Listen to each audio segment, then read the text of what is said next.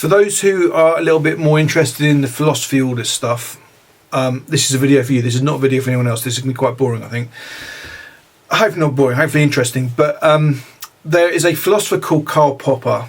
And first of all, he's one of the most influential philosophers of the 20th century. He's awesome, partly because he is a big fan of philosophers actually making their work accessible to just lay people like you and me, rather than just kind of being this kind of like highfalutin language all the time. And Karl Popper, basically, is arguably his biggest or most important book was a book called Open Society and Its Enemies. And he's writing this in the Second World War, during the Second World War.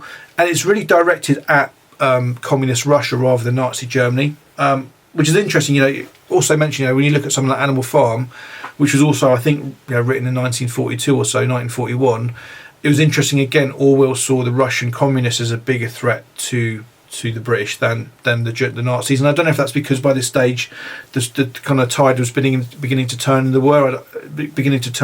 I don't know, but Popper has a kind of huge book really just devoted to this question of why communism is so dangerous. And in one sense, he kind of acknowledges that actually the aims behind communism is very kind of virtuous. It's about kind of getting equality and kind of making sure no one's left out, that sort of thing.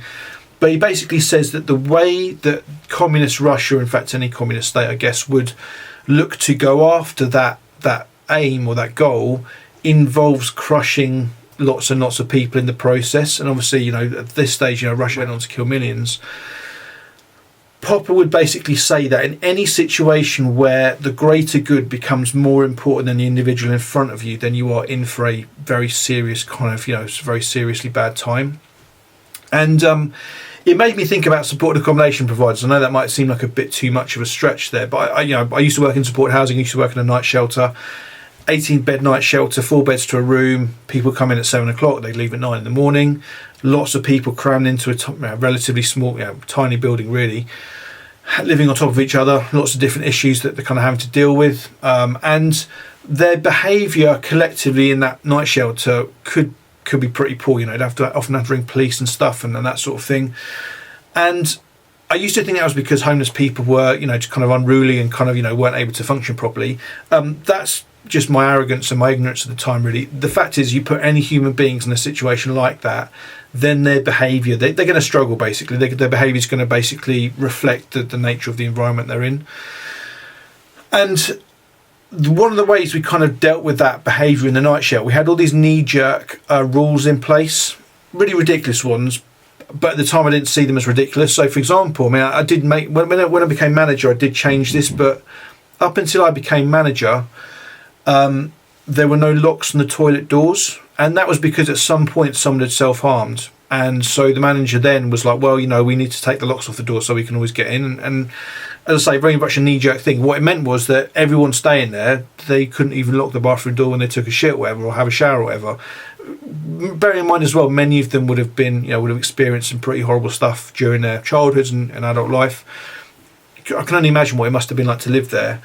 And so we had all these kind of really strict rules. We had like this really kind of sort of draconian rule system where if you basically had 2 warnings, we'd just bar you at any time of the day. And warnings could be for something like having a mobile phone on you, because at some point someone had rung a dealer and got a delivery or something, and so therefore all mobiles were banned. It could be about having medication, even something like paracetamol, that would be a warning. So if you did 2 of those things in a week, you'd be kicked out, even if it was at 1 o'clock in the morning. And we kind of thought, we kind of said, it's to kind of ensure the greater good. It's to make sure that the house is safe. It's to make sure we're managing the residents and certainly other supported accommodation providers in the town. When they took an application from someone, part of the work they did was to work out if that person was a good fit for the project as it was then.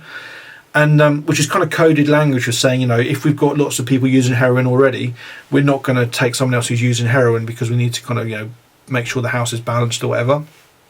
And in my mind, these are examples, of kind of what Karl Popper would talk about, where the greater good is being prioritised over the needs of the individual in front of you.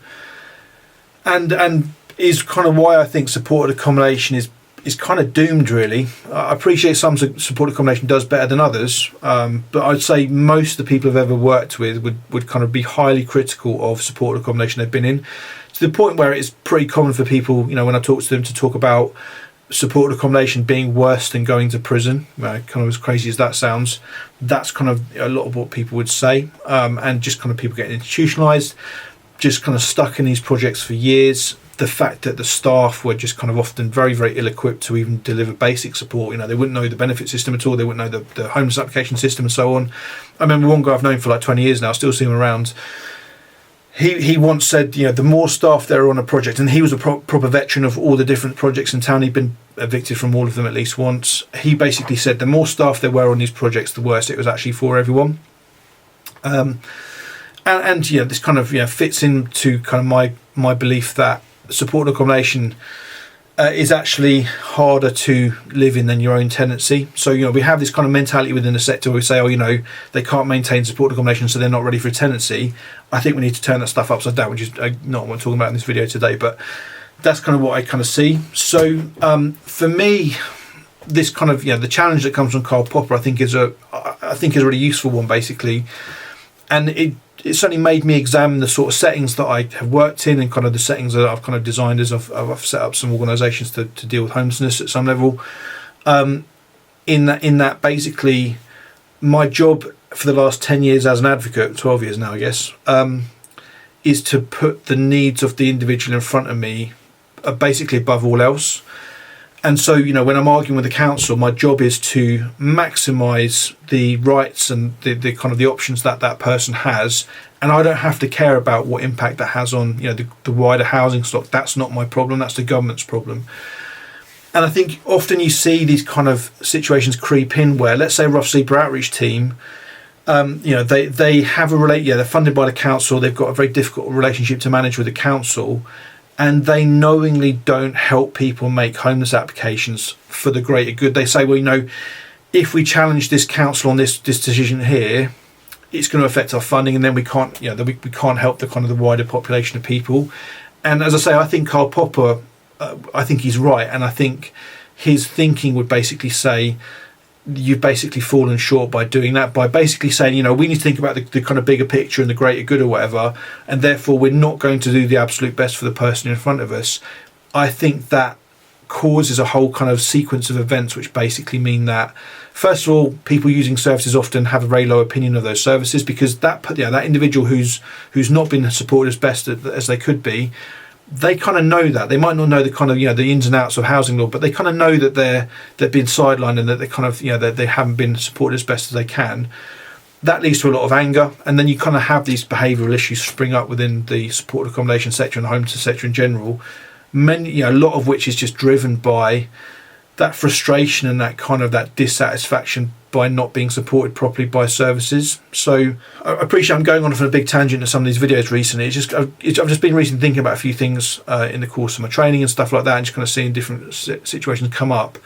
And that book in particular, The Open Society and Its Enemies, I think it just helps me understand again like what kind of what my job is, what my role is when I'm supporting an individual, but also potentially why so much of the supported accommodation sector in particular, but the homelessness sector in more general terms, simply doesn't work. Because another example maybe it was worth saying is where you've got councils that use blocks of accommodation as temporary accommodation, and in one sense the argument there is it's cheaper, there's scales of economy, and so if we get this big block of 20 flats or something, we can effectively support more people than we can if we got 10 dispersed self-contained units around the town or something.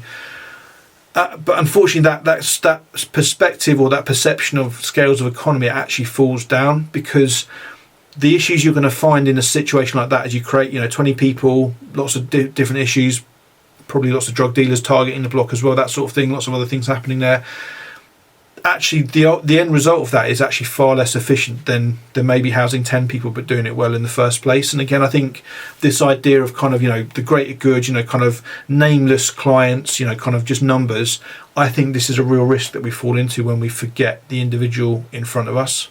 So I think that's I can't say I'm 100% right about this stuff, but it's certainly been helpful to me to kind of view the work I do and kind of maybe just sort of like help me work out what to focus on in the work. And I think actually British society, Karl Popper, although I think he was German, and I think he was writing this in New Zealand, but I think he was encapsulating something about Western European democracy, something really important about it. And so I think this idea of making sure the individual, making sure there's due process for the individual, making sure the individual rights are preserved, and in one sense are sacred in some way, is very good for us as a society. And the alternatives are much worse and kind of risk doing a great deal of harm in the name of the greater good.